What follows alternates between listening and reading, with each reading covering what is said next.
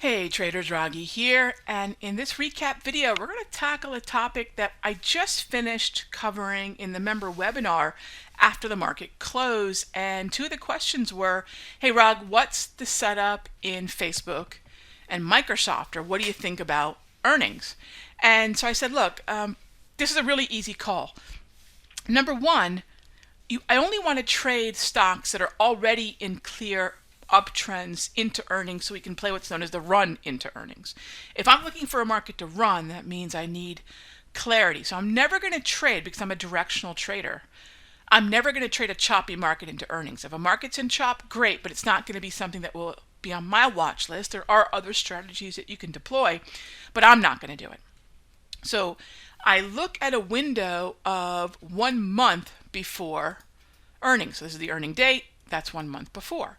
And in this window, preferably 4 weeks to 2 weeks out, 4 to 2 weeks out, I'll be able to take advantage of some sort of pullback, right? Some sort of pullback into a trend. Now, the closer we are 2 weeks or less, of course, we're going to deal with the vol crush possibility.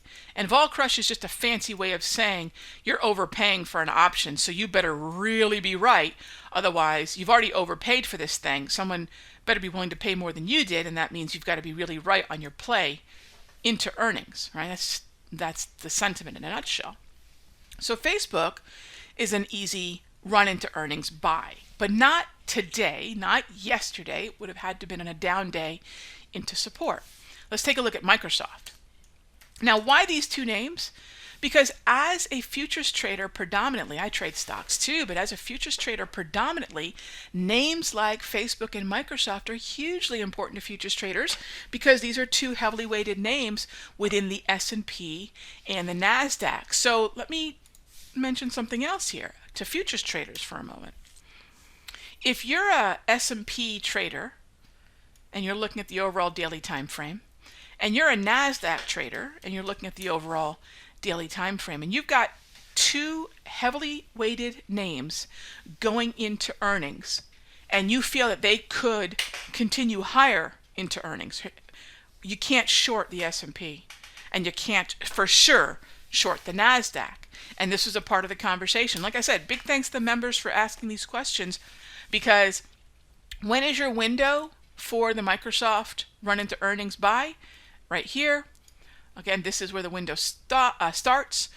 I prefer to have my entry about 2 to 4 weeks out, because you start getting less than, again, 2 weeks, again, the vol crush really starts to head higher. So you've got to be especially vigilant about making sure that you're buying those calls into a down day and into a retracement.